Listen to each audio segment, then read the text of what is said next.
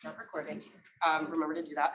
I'm actually not leading this meeting. Two of our e-board members are, but I just wanted to introduce myself and welcome you all to, if this is your first PRSSA meeting, if this is your first meeting in person, welcome. We'll be back here to answer any questions afterwards if you're wondering about how to become a member and all the benefits of that, but appreciate all of you being here, and I'm gonna let Niffer, Perry, and Hallie kind of take it away from here. If you want to go to the next slide, Brad. But yeah, thanks for being here. No, you're fine. Oh, I guess, yeah, we need our e-board. If everyone in the room that's like e-board member wants to like wave a little bit, these are your point of contacts. We're all over the place, but yeah. And then today, Perry, our VP of Professional Development, Hallie, our VP of Social, and then Jennifer, our VP of Press, are leading the meeting. So Yes, take it away. Jennifer's in Zoom land. I am, yes. I'm joining from Kansas tonight, so I feel I'm on a field trip. But no, thank you everyone for being here. My name is Jennifer Honeycutt. I again am the VP of Digital. And is that still my title? It changed this year. I apologize. But we have an exciting panel tonight for political PR. We have Sandrine Haas, who is a public affairs professional from Pivot. We have Joshua Smizer de Leon, who is a government affairs professional from Comcast. So what I would love, I'm going to have, we're going to start with just some introductions. We're going to have them talk a little bit about what they do. And then after that, we're going to move into a Q&A session. So if you think of any questions sort of along the way as they're introducing themselves or talking about their profession, hold on to it. And we will definitely get to that towards the end of the meeting. But we will start out with Sandrine. So Sandrine, if you would like to introduce yourself, talk a little bit about what you do, and yeah, we'll go from there. Okay, hi, my name's Sandrine. I actually just graduated in March, so I'm like freshly working in the real world right now. So I hope that kind of brings a different perspective to where probably all of you will be in the next like couple of years. But I actually started out in law. So I was poli-sci in law. I loved politics. All my internships were at pro bono law firms. I was at the Bail Project as a bail disruptor during the pandemic. I was at the Chicago Coalition for Homeless doing policy advising. And then I kind of started my senior year and I was like, I don't think I really want to do this anymore. At least I want to do something where I can maybe combine it with something that's more dynamic every day. No hate towards law or poli-sci, but it was just a lot of reading, very heavy reading and like court documents, and something that I found while shifting to communications without having actually any experience in communications is that you can learn it really quickly. And so you're all already ahead of me, given that you're all probably minoring or majoring or have something to do with PR. And so that's really great because I know starting at Kivit, they completely taught me everything. So I've really loved doing that, but I do public affairs work. So I kind of focus on my clients' like reputations and monitoring them, seeing what they're putting out about themselves and seeing what is being said about them by all of the major Chicago and then national outlets. So I'm having a great time. I've only been there since February-ish, March-ish. So I'm still in their 6-month like training assistant program. And then after that, you become an associate and you get a promotion. But it's great because it's 6 months of being able to ask all these managing directors and these people that have had their own firms. One of the managing directors I work directly under opened her own boutique firm when she was 23. So there's just really amazing people and kind of resources that I get to delve into, especially as someone that came in pretty blind. I came in like having to learn how to write a press release, having to learn how to pitch something to a reporter, which again, I'm sure you all already know. So that was definitely a little bit difficult, but I've loved it. That's what I'm doing. I was at DePaul. I was in Ignite DePaul, which is a women's group here. I was in Alpha Zeta Delta. I did other things that I can't remember, but I was pretty involved. I came to everything that was free. I came to everything where they gave stuff out and like the breakfasts and stuff. So that was always a blast, and I definitely miss college, so I know I'm gonna come back for my master's, but I don't wanna put all that money in it yet. I'm gonna wait a little bit and maybe Kivit will pay for it. But so yeah, that's kind of a little bit about me, but I didn't start in everything that you're all doing already. But hopefully I'll be able to answer some questions about how I got in there and how I've been able to really expand my network and take advantage of everybody that I've met. Awesome. Thank you so much. Yeah, we'll pass it along to Joshua. Cool. I put a little bit about myself in the slides I sent. Should we put those up or do you want me to just? Yeah, you're gonna read There all they of are. that. There you go. Helps me keep on track, y'all. Joshua Smizer de Leon, very nice to meet you all. I'm right in front of my own presentation. Again, this just helps me, just keep me going in one direction. But a little bit about myself, born and raised in Chicago, born and raised in Humboldt Park. Anybody familiar with Humboldt Park? All right, good to know. All right. Well, I live in Hermosa now, which is Spanish for beautiful. Anybody familiar with the little neighborhood in Chicago called Hermosa? No. Wow, it's the smallest neighborhood in Chicago, so I give you all a pass on that. But passion in public service, Puerto Rican culture and storytelling, that's like my bread and butter. I too did not start in communications either. I actually will get into it a bit later, but I got my bachelor's in something totally unrelated to communications. But for now, my title, Government Affairs Manager at Comcast, I have been blessed, privileged, and fortunate enough to work in a number of different industries. So not only do I work in the corporate world now, but I also worked for a PR firm, worked in higher education here at DePaul University. I've worked in nonprofits, and I've dabbled a little bit in journalism and media. Next one, click. DePaul, here's the connection to DePaul. I love this slide because that's me and my wife right there at St. Vincent's. But I met my wife here at DePaul. I'm a double demon. I graduated with my bachelor's in industrial organizational psychology. I ended up getting my master's in PR and advertising. So like I said earlier, I wanted to go into IO Psych. I wanted to be a consultant. I'm very pro-labor. I'm very pro-worker. And I wanted to go into IO Psych because I really wanted to improve the relationships between employees and employers. Come to find out really quickly, consulting, human relations, human resources, they're all just in place to help the boss. They're not really pro-worker, they're more pro-boss. So I didn't like that. I ended up working at DePaul, and I already had a background as a community service scholar. Like I said before, I got my bachelor's here. I took a job as a Latinx outreach coordinator, started a couple arts festivals. One in particular is called Somos, not sure if it's going on now, but advised a few other Latinx orgs. So I was very active on campus. Then I became the assistant director of alumni relations, wrapped up my master's program, and I said, deuces to Paul, I'm out of here. I got my master's. Thanks for the tuition payment. And then I currently am still involved in the co-chair of our young advisory board for the College of Communications. So once y'all graduate, if you're interested in padding up your resume, maybe give it back to the university, not from a money standpoint, but like just time and talent, that's always appreciated. Okay, we can go to the next one, click. Okay, in my spare time, I do consult politically, government stuff, all through communications lens. This is actually me taking as a part of a delegation to advocate for an audit of Puerto Rico's debt, and advised this guy. Everybody know Chuy? Yeah, Chuy Garcia. Yeah, no, all right, okay. I'm a political junkie, so this stuff is like normal to me, but if it's not to y'all, I totally get it. I kind of nerd out, so you gotta stop me.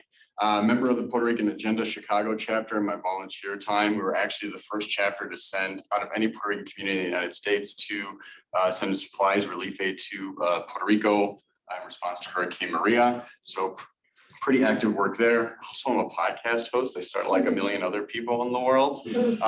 But this really focuses on highlighting Puerto Rican stories by, from, and about the Puerto Rican community. So I partner with the Puerto Rican Cultural Center, Chicago Independent Media Alliance, and we put on a bi-weekly show where we just highlight different Puerto Ricans doing cool stuff in the world, around the world. And then I do woodworking. I like it. It's a lot of fun, therapeutic. I love it. Okay. And this is just the Comcast stuff, but that was a little bit about me, so you know my street cred. I don't know. Awesome, thank you. Yeah, I'm gonna pass it along to my teammates because we're gonna do a Q&A session. Yes, thank you so much for that lovely, lovely introduction. So we want to know, the first question that I personally would always love to ask everyone is, what does a typical day working as a political PR or working in the industry of political PR look like for the both of you? And whoever wants to go first. Okay, I made slides too, but I kind of talked about all of them already, but I work with the Obama Foundation, American Library Association, and then ComEd. I have a couple other clients, but those are like my big, like that's what I do every single day. So it always starts out at 9 in the morning is when my workday starts, but I actually start working kind of at 8:30 because I have to do like a media coverage roundup of all of my clients. So we use Critical Mention, TVIs, Meltwater, Cision, and those software platforms make it really easy to find coverage. You can like minimize the search categories or maximize them. So that's what I do every morning. By 10 in the morning, I have to send these clips. And they're called clips because, as some of you probably already know, they used to have to cut the like headlines and clip them to like a scrapbook and give them to their clients to show them, here's what everyone's saying about you. Take this as you may, and then you know, you can put out your statement or a press release kind of acknowledging it. But I do that every single morning. I do print, broadcast, and social. So I have like these fake accounts on Twitter and Facebook where I will join lives and like pretend I'm somebody else. Yes, I can say that. I was like, wait a minute. I join lives, pretend I'm someone else. I stalk like what people are saying about them. Sometimes they're like really messed up and it's hilarious. And I will sometimes like add that in. I know recently, I also have a client that's called Vote Yes for Clean Air, Clean Water, and something else. And so vote for that. And I'll tell you the actual title when I remember it. But I remember they had a coyote like locked up in the forest preserves. And so every single like headline was about that. And they were like, what are they saying about this? I'm like, nobody's saying anything about, they want you to free that coyote. And sometimes they won't take your advice at all. And that's always really affirming. But yeah, so that's what I do every morning by 10 in the morning. And then throughout the day, it kind of varies, which is again, what I really wanted to do is I wanted it to be dynamic. So the managing directors and the senior associates, which are like 3 levels above me, they will send me requests. And it's super nice. We have like this channel where other assistants can take and pick up requests as they come in. So you kind of are in complete control of your workload. If you want to work really hard, you can. If you're having like a bad mental health day, you can take 2 requests and nobody asks anything about it because normally we're all able to allocate it pretty well. Those can look like forming media lists. So finding reporters that are writing in beats that my client wants to write in. I know ComEd recently they're trying to counter some pretty bad coverage about their bribery scandal. So they had a bunch of goats get on boats and the boats rode down the Chicago River. It didn't pick up a lot of coverage. Nobody really wanted to read about that, but I had to send them to kind of freelancers or like frivolous kind of like column writing. And no one picked that up. So that was great. But they did do these grants for like powering communities, powering a bunch of small suburbs. So something that took me a really long time was having to look up like reporters from Willowbrook and reporters from Bolingbrook and all these different suburbs I'm not familiar with because I'm from Colorado. And so, you know, but the software that I'm given, I'm able to do all that pretty efficiently. So that's another example of what I do. I'm trying to be thorough because I do want to plug that Kivit does have an opening. So I'm trying to explain everything that I do so it sounds interesting. But reporters, media lists, I have to write press releases. So obviously you won't really know how to do that. I have to pitch to reporters, follow up to reporters. And then I also get to do something that is more close to my poli-sci roots, which is research memos all the time. New business clients come in and they want to know about this award and who won it and what do you have to do to get nominated for this award? Or recently with public safety for Mayor Lightfoot, we had to do some research into how COVID affected Black and brown communities.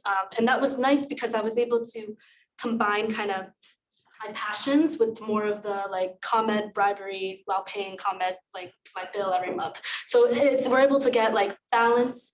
You can reach out to different clients that you want to work on, and then they'll almost always want you to do something for them.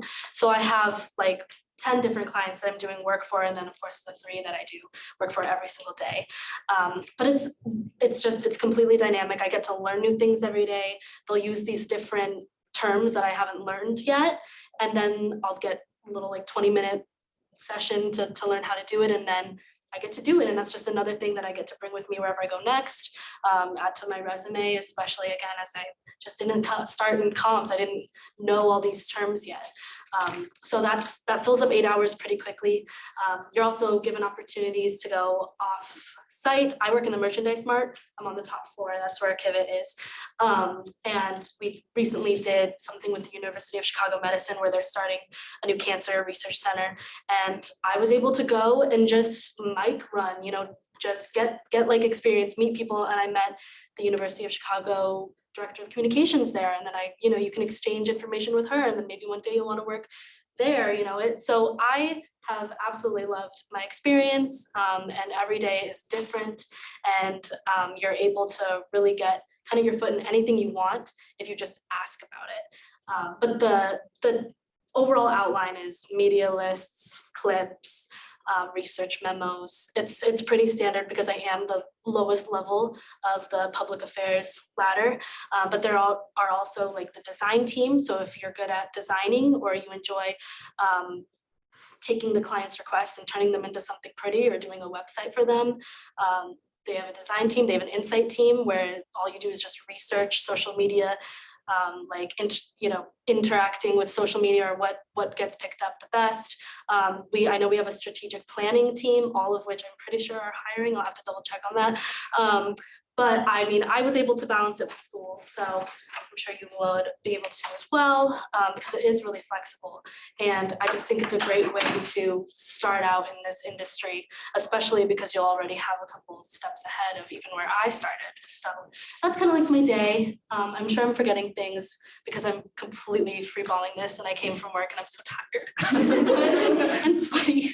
But yeah. You got it. Great job. Yeah, it was amazing. Thank you so much. What about you? Yeah, sure. Can we get those slides back up? Because I will look all over the place. I will not be as focused. as No, I you. wasn't focused. I was looking at myself Will not be too. that focused. I did have the other two slides there, but while y'all get it back up, because I do have an example of a placement or a few placements who are with me. But my role is more of a hybrid role. So I don't just do external comms, I do internal comms. I also do a few other things internally at Comcast as well. But if I were to put it in a nutshell, daily basis, a lot of reading. Are there any like political newsletter fans in the room? No? Yeah, okay, all right, Some right just there. me, okay. No, just us, small but mighty. But so I'm just gonna throw some newsletters out. Rich Miller's, Capital Facts, Shia Capo's Political Illinois Playbook, The Daily Line. And these are all local political government newsletters that come on a daily basis. So it's a ton of reading, which has been helpful for me. It's helped me speed read. It's helped me understand what's an important tidbit to take away and what's not. To give you some insight into how I was as a student, if a professor gave me some pages to read and I had a highlighter in my hand, the whole page would be a different color. Just everything was important. So it's really helped me streamline my thinking, my critical thinking skills, a lot of reading, a lot of writing as well. We have very complex technical terms that we really try to convert in a way where it can appeal to a mass audience. We also have a lot of misinformation on internet access, specifically in Chicago. So to kind of give you some insight on Comcast as a company here in the city, it's a South Philly company, that's where it's headquartered. But Chicago is actually its largest market in the entire country. And why is it the largest market? Because we get to about 100%, I think we're like 99.5% of the city we get to. And like that 0.5% is like field houses and parks and stuff like that. So we cover a large portion of the city. So it's a big part is trying to figure out what's the difference between internet access and internet adoption. And if the issue is access, then we have to figure out how to get internet to people. The bigger issue we're seeing is adoption. There's the potential to get internet access because the lines are all up, the wires are all up, but it's not affordable for people. If anybody here or parents pay their Xfinity bill, it's fucking horrendous. It's a lot of fucking money. Excuse my French, can I swear in this thing? But and it's not fair, especially to communities, especially BIPOC communities that aren't operating in a system where they have generational wealth, generational knowledge. And the last thing they need, especially nowadays, is for a utility company to be gouging them for dollars. So we try to figure out ways to do that. And what you see behind me is a list of a number of different programs that we actually have that's been a part of this learning process and communication process, where we have things like Comcast Rise, which provides free internet access, tech assistance to small businesses impacted by the pandemic. Chicago Connected is a collaboration between us, AT&T, T-Mobile, Verizon, anybody that's an internet service provider in the city. We're partnering with them, and that's what helps get kids and CPS access to free internet. And there's other things, I don't have to go too deep into, but this connects to like the reading and writing, where you really have to understand what's happening outside of your company and what's happening internally to really guide the decisions you make and the services you're providing. So a good example would be this issue of internet access versus internet adoption. We have something called Project Up, which is $1 billion investment in closing the digital equity gap throughout the United States. And a part of that, we can go to the next slide on this, click. A big part of this is finding different nonprofits. That's another part of my daily job, finding different nonprofits that lend themselves well to helping us close the digital equity gap. And that may come through the form of, I like what y'all are doing. Let me communicate what you all do to the finance people so we can get you a grant. Or like this example, we have YMCAs in the city. Has anybody walked into a YMCA? All right, cool. YMCA love. I'm a YMCA member. One thing you'll notice when you walk into a YMCA, I don't have like pictures of the YMCA, but this is a picture of the inside of a YMCA. This used to be a random storage room. So when you walk into the YMCA's beautiful building, beautiful services, the mission is they want to keep their mission of serving people that may not be able to afford $100, $200 gym membership. So a part of that is that $1 billion investment was to give the YMCA $500,000 for 6 locations to build out different computer labs for a service we call, or initiative we call, Lift Zones.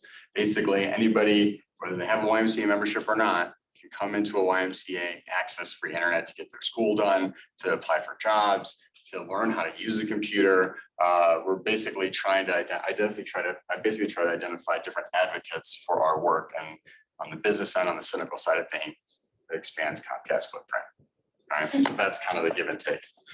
So we were able to get, I work closely with our PR team because I'm more on the political side, so I don't fully do external communications. But we got a piece in WTTW. I was able to get my VP, my boss's boss, who just started recently, so this is a good get. Talk about placements. This is on Chicago Tonight, made me look good. And then we also didn't just go to like traditional media broadcast, but we also did radio. So we got a placement on WGN radio, and then a nice write up in the Chicago Sun-Times. And then your usual smaller local newspapers like Chicago Crusader, Club Chicago, what have you.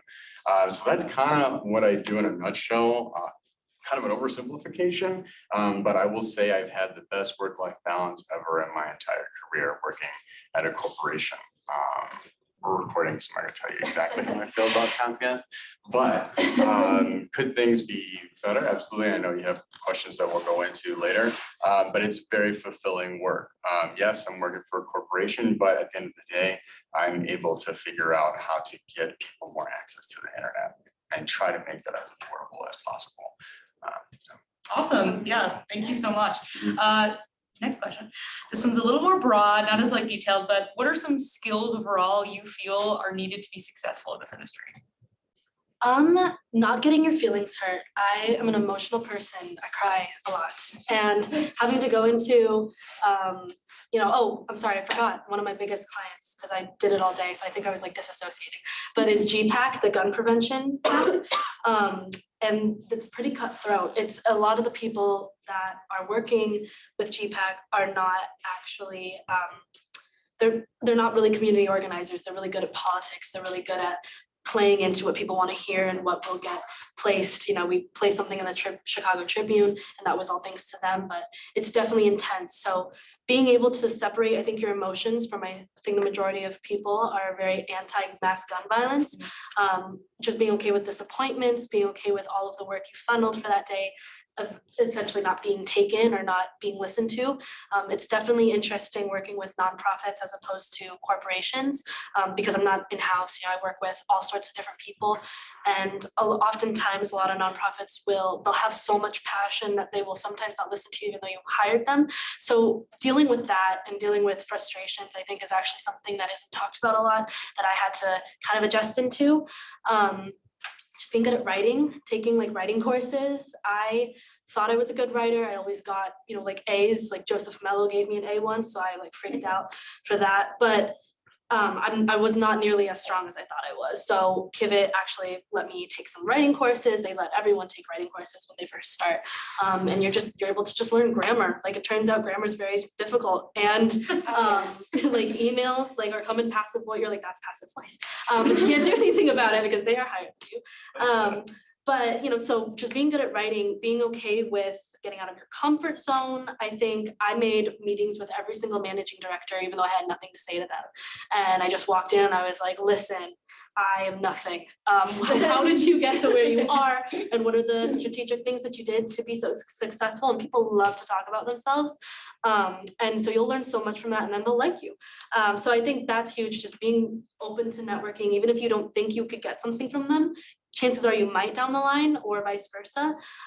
So I think that's huge. And I guess just being a good writer, being a good researcher, like being able to Google really well. I think we're all good at Googling.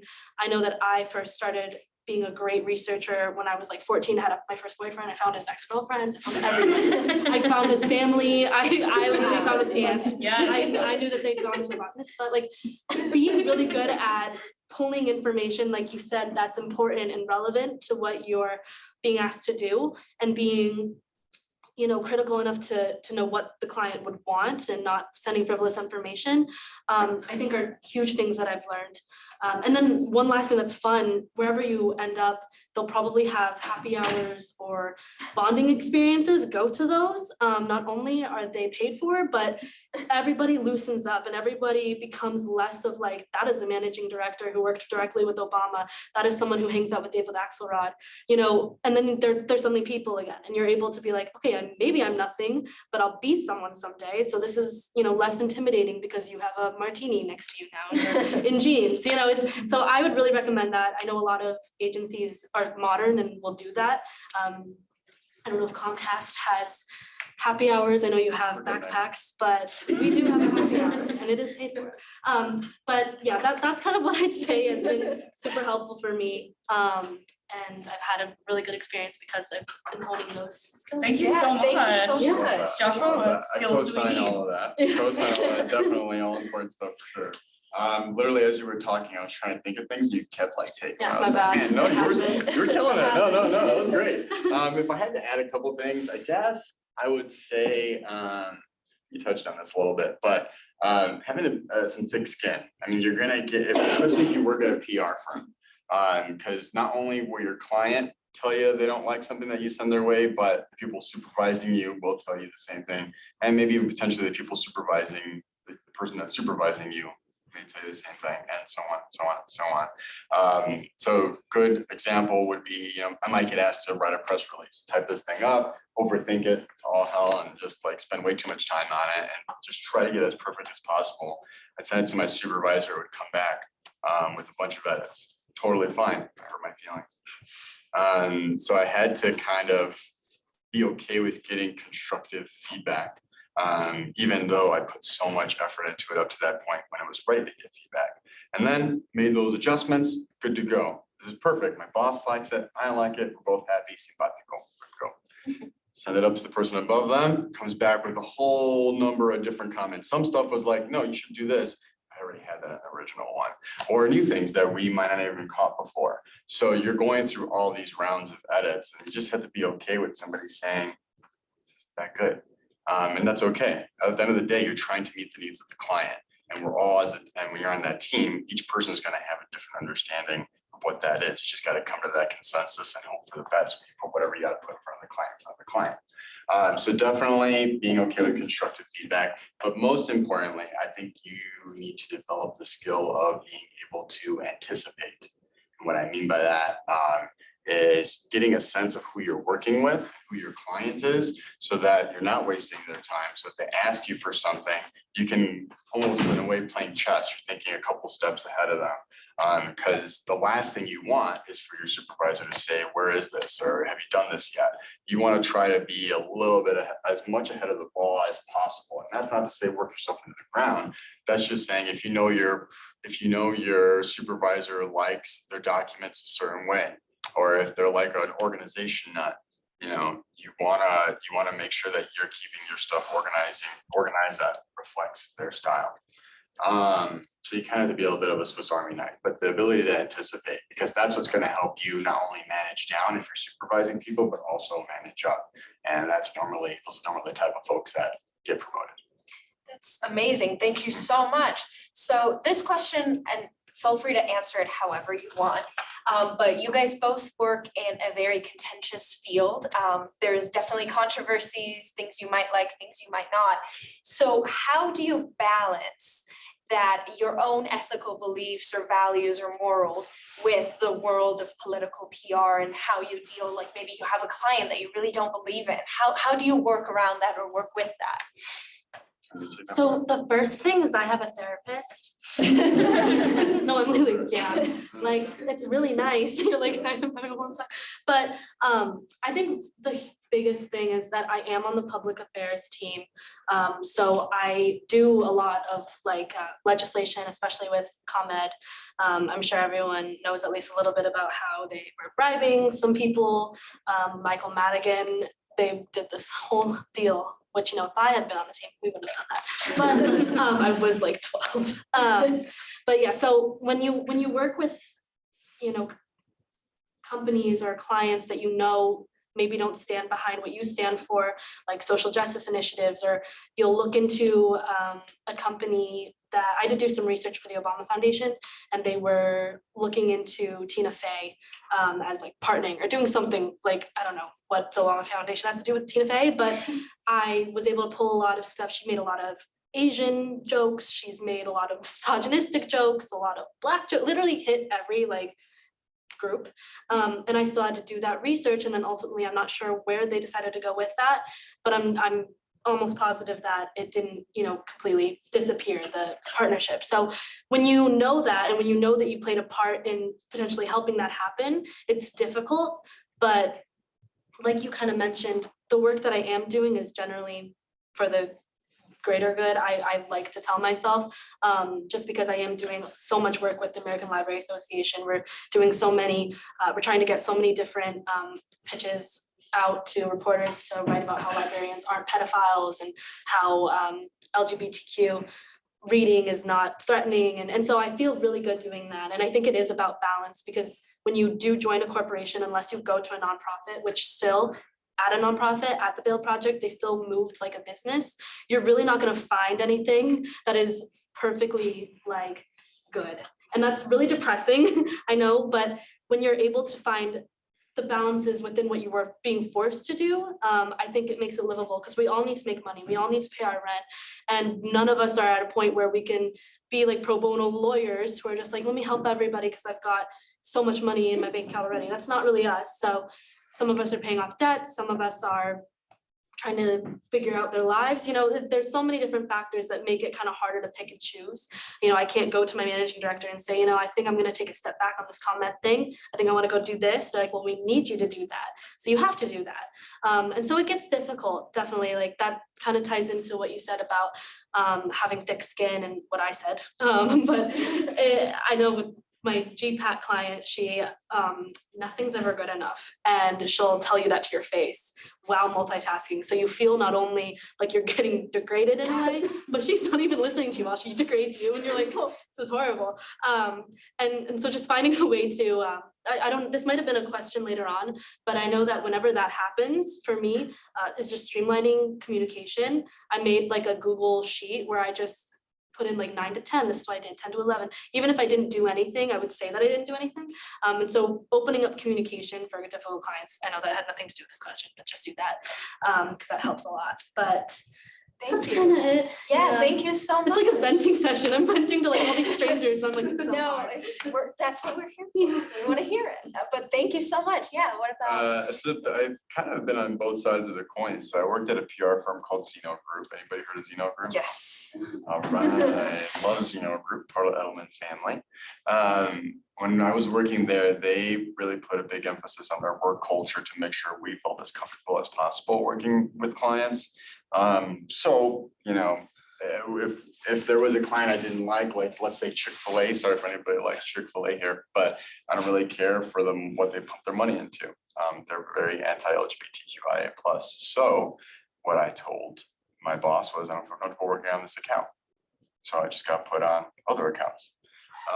If I worked for a company like Scott's Miracle Grow, which I did, I don't know why I said if I worked for one, I was trying to think of an example for y'all.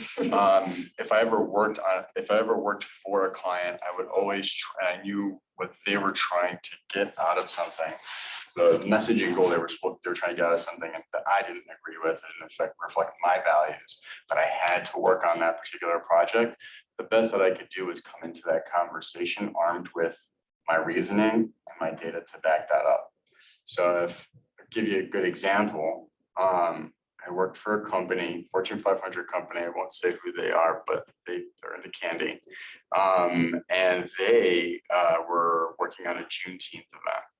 So they wanted us to do some research on some good speakers out there, you know, have them come in, talk to our employees about race dynamics, you know, race identity, race relations. Okay, we can do that. Put together a really good list of diverse speakers, all BIPOC.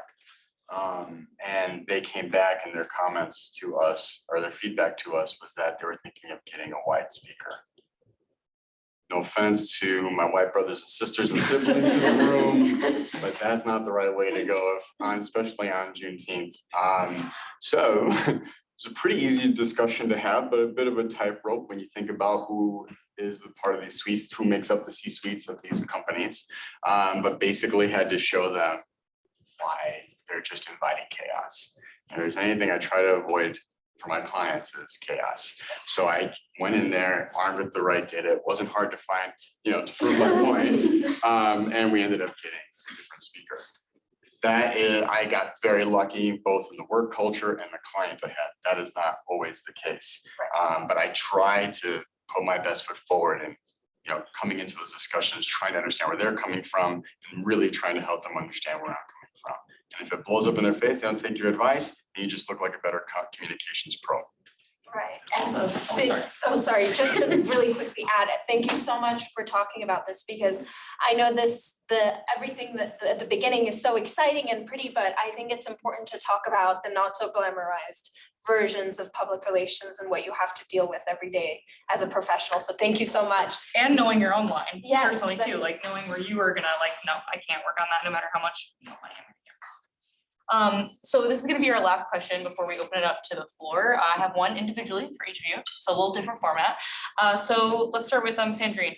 What are some challenges as a young professional in this industry that you feel you faced, maybe even working hybrid, to establish those like relationships with, you know, your peers? Yeah, so I'm hybrid right now, so I get to go in whatever 2 days I want, and I have to stay for at least 6 hours. So sometimes I'll come in at 10, which is really nice. But I still have to work at 9, so I have to work like on the train. But I think some of the challenges are definitely imposter syndrome. There's no other Asian people I know at the Chicago branch of Kivit. So that's been difficult, trying to kind of find your identity. But I was able to find friends, you know, and that is another thing, is establishing like boundaries between your friends / coworkers, because you'll be coming from college where you had all of your friends, you had a community every single day. And then suddenly you're finding your new community, you still have those friends, but you're spending 8 hours a day with these people. And then they're like, can you do this, this, and this, this? And you're like, I can't do that, but I really like you and I want to get drinks after. So finding that balance and having those conversations was definitely hard for me, but it worked out and everyone was thinking the same thing. You know, it just takes one person to be like, you know, say how they actually feel. But imposter syndrome was huge. Like I said, I showed up to the happy hour alone and I was like, this is sad. But then everyone's talking to you because they're drunk too. And you're like, all these new 45-year-old friends. But I would say knowing that you are supposed to be where you are is huge, and challenges like getting kind of cyberbullied by your clients. You're like, this isn't right. You shouldn't be talking to me like this. This happens all the time. And then what I would do is I just go to someone that's superior to me and say, how do I handle this? And they normally have an answer and they'll advocate for you. And if they don't advocate for you, you just go to the next highest person and then they'll advocate for you, and then so on. And then if that doesn't work, then you have a bigger problem at the firm. But I would say that those are huge for me so far, as I am, you know, just starting in February and starting out in this role while still hybrid and having to find those connections. Some days there'll be people that nobody comes in and you're like the only person there, and that's not a blast. But you know, I think that the balance between being like in a corporate setting where all of our clients are for the most part corporate and just seeing all the invoices come in, it's sometimes like hard because you see how much money is actually being funneled into things that perhaps you don't agree with. And especially coming from a nonprofit background where my plan was to free everyone with on cash bail. And then now I sometimes feel like I'm betraying that. I think being able to, again, just find the beauty in what you are doing is how I've made it these past 7 months, and hopefully for many more years to come. But yeah, just knowing that you're worthy, not being afraid to talk to anybody, streamlining open communication to the clients that are difficult. And sometimes people just are difficult. Sometimes they're not going to be nice to you and you have no idea why. You're like, did I say something? But that's just how they might be. And working around that and finding a community of people within the people that you work with, I think has helped me a lot, especially again, as being the only Asian person.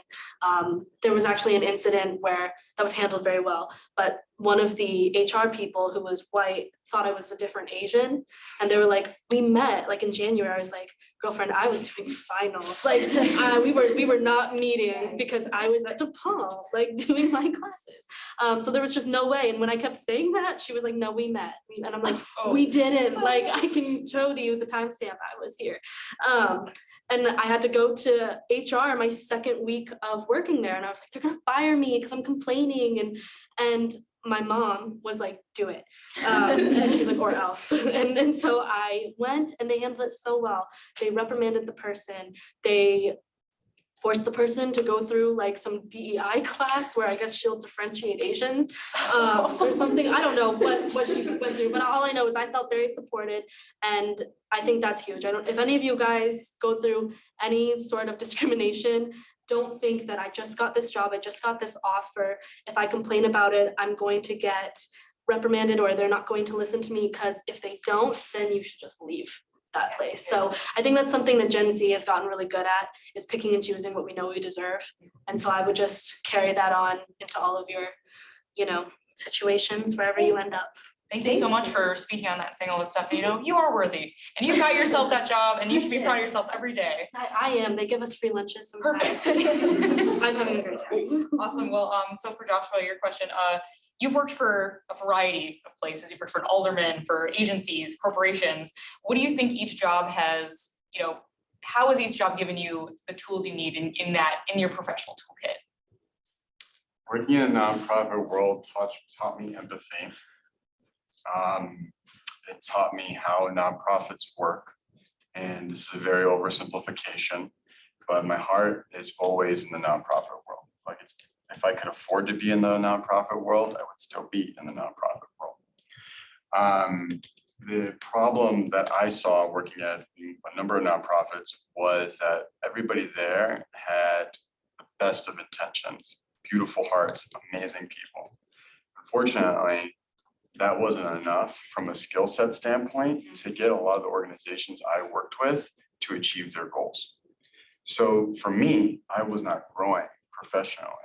So I wasn't able to contribute at the level I wanted to contribute because anybody above me wasn't able to mentor me, and anybody that was supervising me didn't see it as a priority to supervise me and mentor me, because there's just so much going on. They're underfunded, a lot of nonprofits are underfunded, and you're juggling just multiple balls at the same time, and you're holding multiple titles in a lot of cases. So that taught me empathy. It taught me how nonprofits work, inspired me to look for other avenues in my professional career where I can make money, good salute, get good benefits, get the skill set I want, so that I can live comfortably enough to then take all of that, steal stuff from agencies, steal stuff from the corporate world, and apply that to work at a nonprofit down the line. But first, I got to make sure I get right, and I got to make sure that I know what the hell I'm doing and feel confident in that.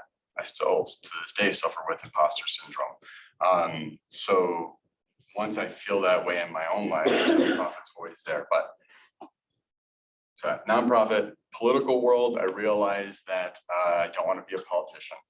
No, I mean, there's always somebody that's upset with you. You don't really get much sleep. I worked for an alderman that made, I think they make $128,000 a year, but those still on paper count as part-time positions.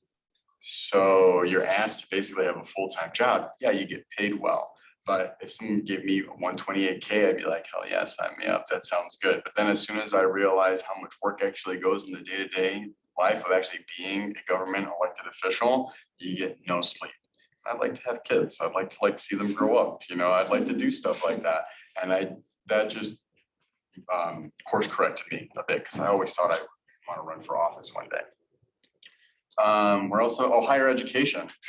Higher education taught me what it was like to be a college student. When I was in my bachelor's program here for undergrad, I was a commuter student.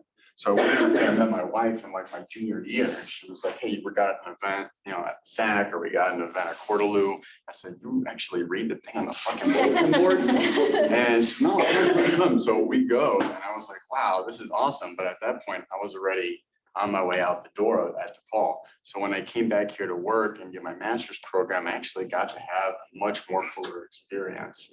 So that gave me a new understanding of student experience, what it's like to be on campus, the importance of getting engaged. If I have a child that wants to go into higher ed, now I kind of fall into that category of a parent that understands what it's like to go through the higher ed program. My parents did not unfortunately have that type of privilege in their life to pass on that knowledge.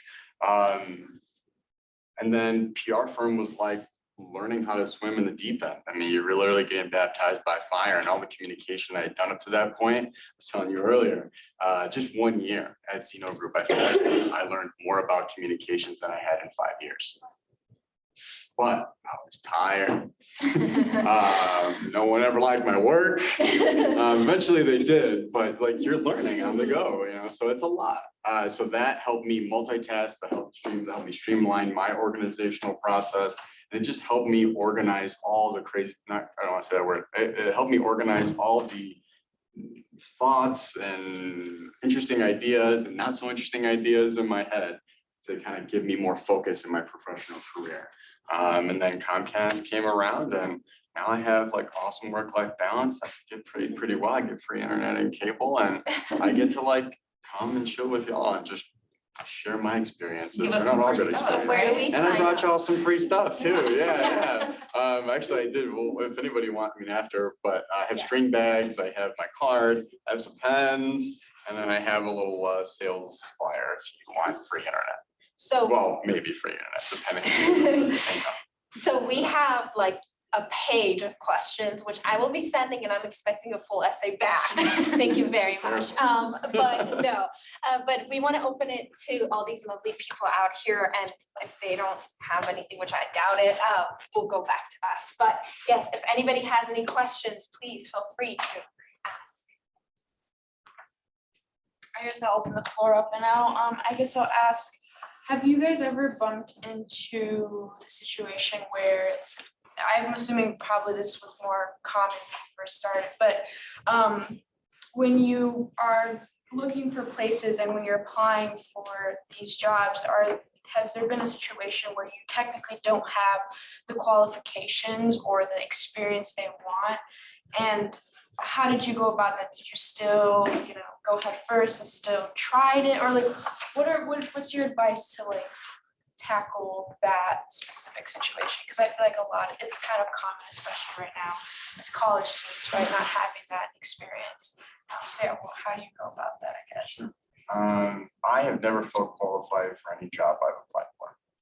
Just leave it at that, but I do suffer from imposter syndrome pretty badly. So I never think I'm good enough for any position I apply for.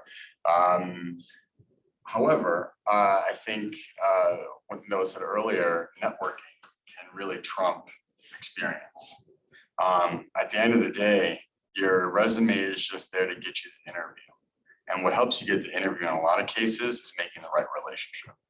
Once you get the interview, it's really just about selling yourself to show that, yeah, maybe I don't have the experience, but I'm someone you want to invest time in, that I can learn if you hire me. Because at the end of the day, they want to see that you do the job. You can do the job, of course, but more importantly, they want to see if you can do the job and be a cultural fit.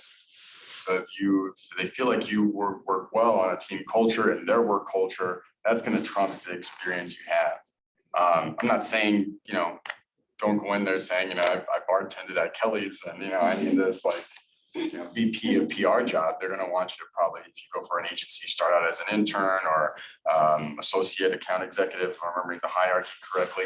But a lot of it just comes down to cultural fit. And if you feel like you have any parts of your experience that might be questionable or don't quite meet their standard, it's just a matter of trying to perfect your messaging. It's good to now you get to flex your comms muscles. So maybe something you see as a negative, you can spin that into a positive.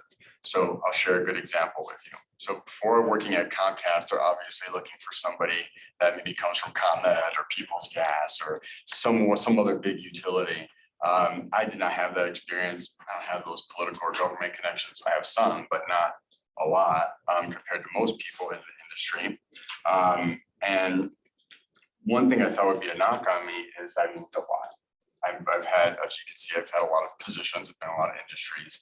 My normal general rule of thumb is I don't stay anywhere for more than 2-3 years. Then I'm moving around because they're just going to keep me at the same salary and just incrementally jump me up as opposed to just jumping and get an extra K here, 10K here, whatever. I never got an extra 10K like that, but you get where I'm going with it. You get where I'm going with it. So I thought, okay, well, if Comcast wants to hire somebody and they're looking for somebody to look at them as a family and they want someone to be here long-term, well, shit, if they look at my resume, they're gonna see I haven't been anywhere for 2-3 years and then I did. So what I told them, I thought about it. And when that came up in my job interview, I said, the only thing that's been consistent about my professional career has been inconsistency. And let me tell you why. And then I basically went through each of those roles to show that I had been in restructurings. There had been mass layoffs. There had been whatever factor you can name. I went back into my resume and thought, okay, what were the big reasons in those moments that made me think it's time to jump ship? And I just turned that what could have potentially been a negative into a positive. And basically it was spun it as, recording, but Comcast isn't going to see this.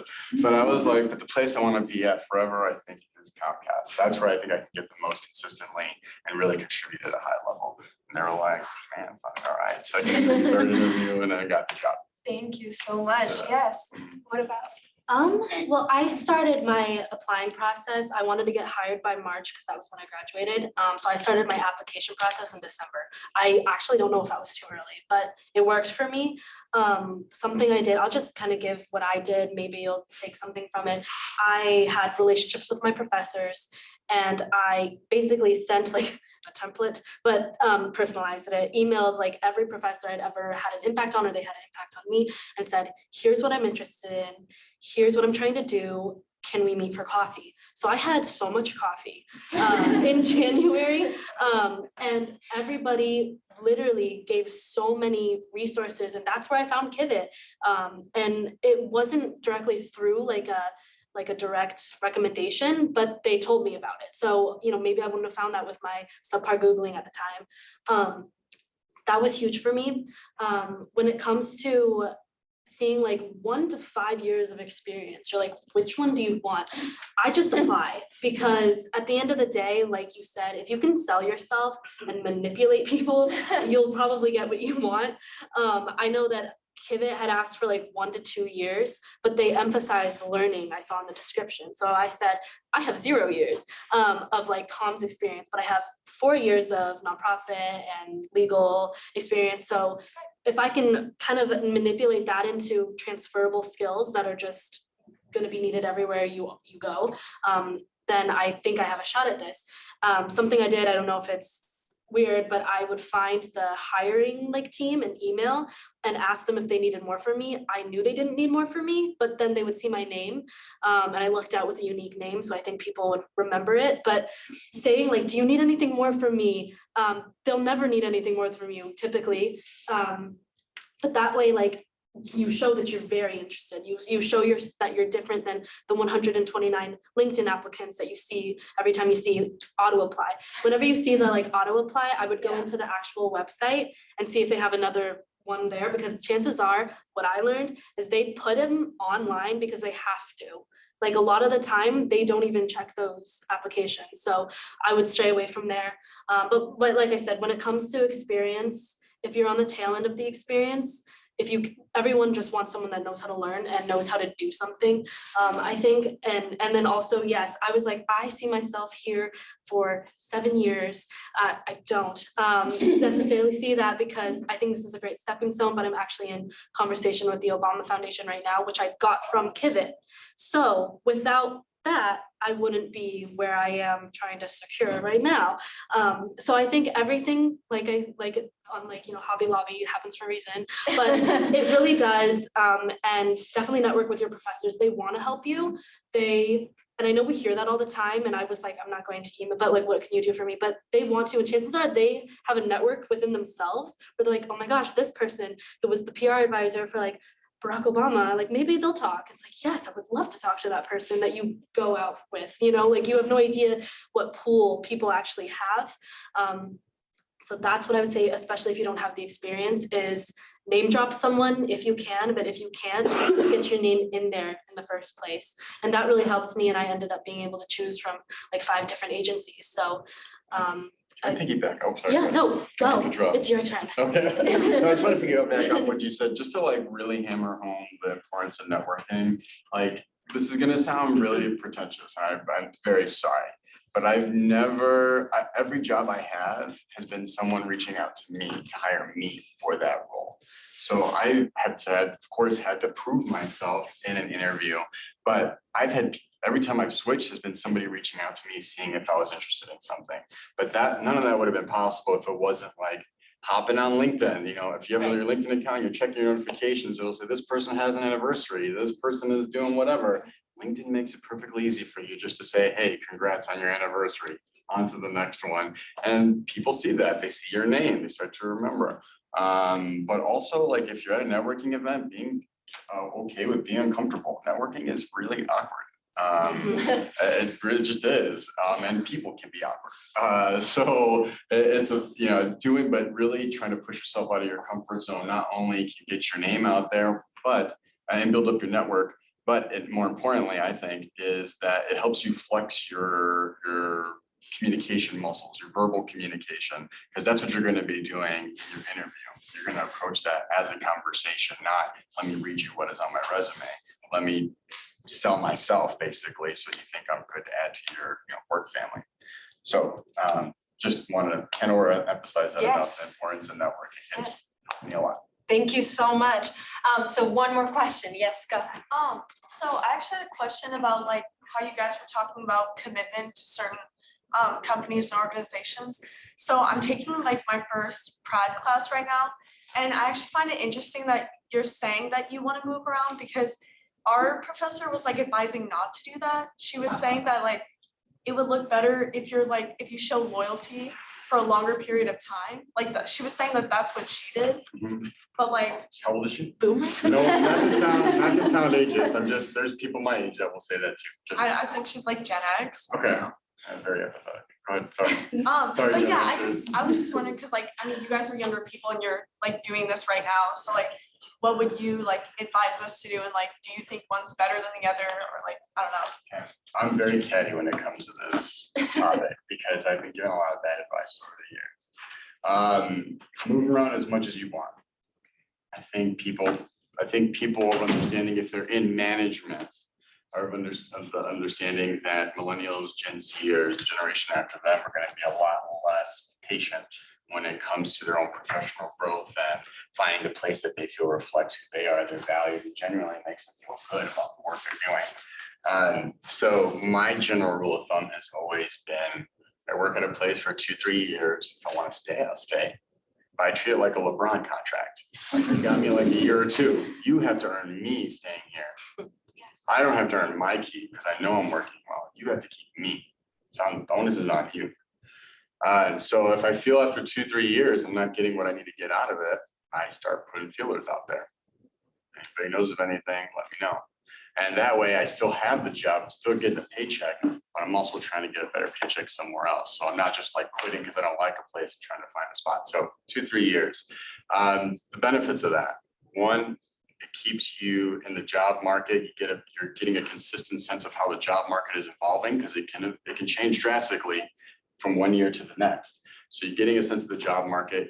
You're practicing your interview skills, which will be easier when you especially get older in life and it's harder to get a job. So you're practicing those skills along the way. You're also building your network. You're basically turning yourself into a Swiss Army knife of skills. In addition to that, that's probably the most important thing, you'll get paid more. In Illinois, in the state of Illinois, it's illegal to do this as of a couple of years ago, but before you could apply for a job, they'd ask you how much you made at your other job. Anybody done this before? You fill in a job Yes. application, and how much you make before? And then me being, not inexperienced, when I first started, I just accepted the first offer they gave me. And I didn't negotiate for myself. And they just kept giving me, if I was lucky, a raise, and it was incremental. So I was starting at like 40K. And then they were giving me like $1,000 raise, $700 raise here or there. It wasn't until I started just being a bit more selfish. That was my first full-time job. I started being a bit more selfish, and I just fucking lied. When they asked me, they said, how much you made? The next job, I put 45K, and then they kept me at that. So after that, I was like, all right, I made 100K at this last job. And then they'd be like, oh, okay, well, we'll give you like 60. All right, awesome, thanks. So that's probably the biggest thing, because once you start at a salary, it's a lot harder to get a bigger jump. Even when you have an internal move, it's a lot harder to get the pay bump you might be looking for. So if you want to grow your skill set, if you want to flex your interview skills and stay current with the job market the way it is, and you want to make more money, I highly suggest you do not stay at a place for a long time, unless they're like really dope and you're like, this is everything I ever dreamed of, then go for it. But at the end of the day, the company is not loyal to you. They're not. As soon as the stock market, if you're working for a company that's publicly traded, as soon as the stock market goes down, what do you think is going to be the first? What do you think is going to be the first thing they're going to cut? It's not going to be their services. Comcast is going to like, let's dial back our internet services. They're going to say, let's dial back our labor force. And then I'm on the chopping block. So in that instant, just looking at a graph for rich people's feelings, now I am on the chopping block. So loyalty is overrated, I guess, is the short answer. Thank you. Yeah, I would say that nobody cares about you. Like, that's something I've learned, even at Kivit. I mean, obviously, I've really enjoyed my time, and I'm not leaving yet. But I've learned so much, but there is a reason, again, that I am pursuing this other position potentially, and it boils down to money. You have conversations, and if it's not a possibility, then you do have to look at what's best for you. I think whatever your professor might have said, I've heard similar things from my professors too. And I think every single person is dynamic. I think every situation is different, and don't sacrifice how you feel, or if you're having like massive anxiety and like throwing up doing this job, it's not worth it just to say like, oh, I was there for 3 years.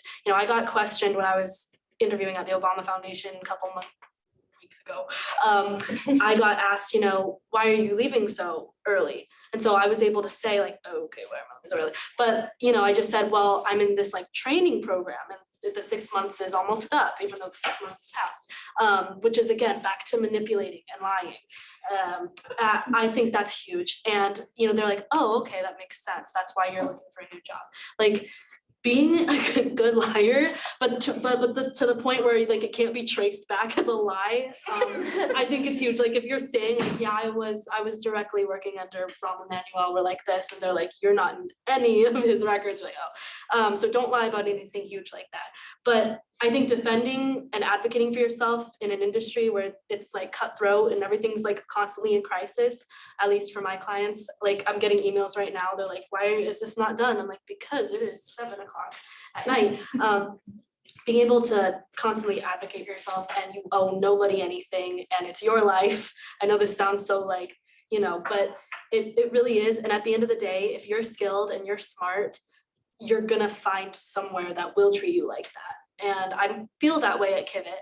I'm just not getting paid enough, transparently. So that is where I am right now, and hopefully I get what I want. But I wouldn't have gotten this without Kivit in the first place. So everything is a stepping stone, but never compromise how you actually feel just because it's like, yeah, just put it on there for 6 years. Like my parents are boomers. My dad's been in real estate investment for his whole life. And he's like, I'm like, you're getting yelled at. Why is that? He's like, it's a job. I'm like, no, that's not how that should be. Look at this TikTok. They say, don't do that. And he's just like, what the fuck is TikTok? So that's all I have to say about that. Just please don't sacrifice how you actually feel. Yeah. Yes, thank you so much.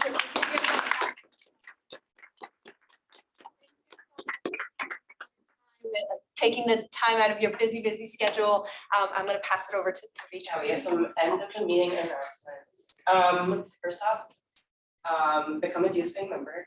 There's lots of benefits. I know we're a little over, so I'm gonna save the spiel and just, I'm like really bad at the slideshow, but do you all want to scan the QR code? If you do become a dues paying member, if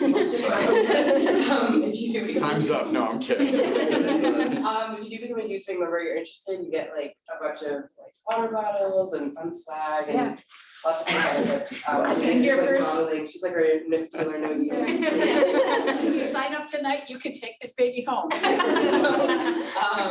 Yeah, but there's like fun stickers, there's a lot of cool benefits. We're hoping to plan a conference in the spring quarter, so you'll get to go to that for like a way cheaper price than normal.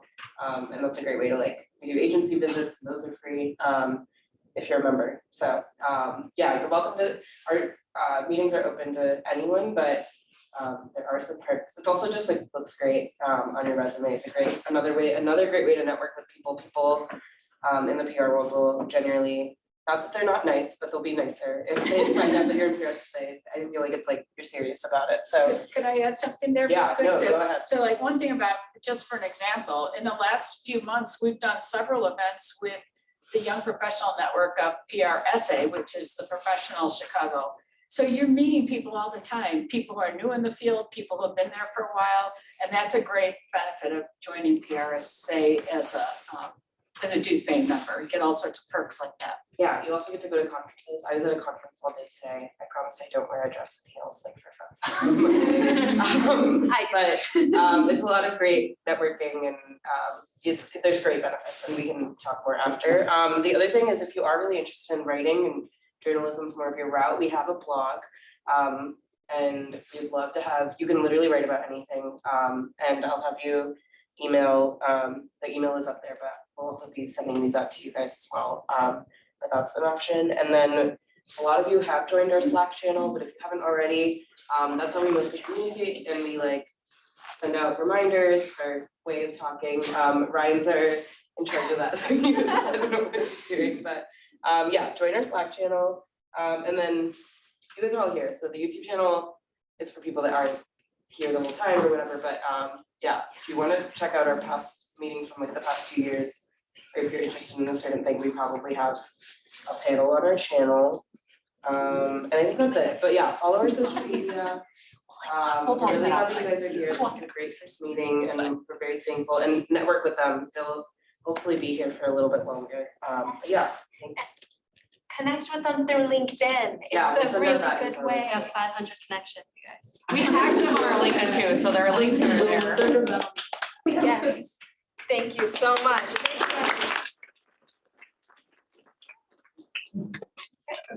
Made out without phone. I left my card here if anybody wants it. Oh, yes. Also, I brought it, but I'm like falling over this. I brought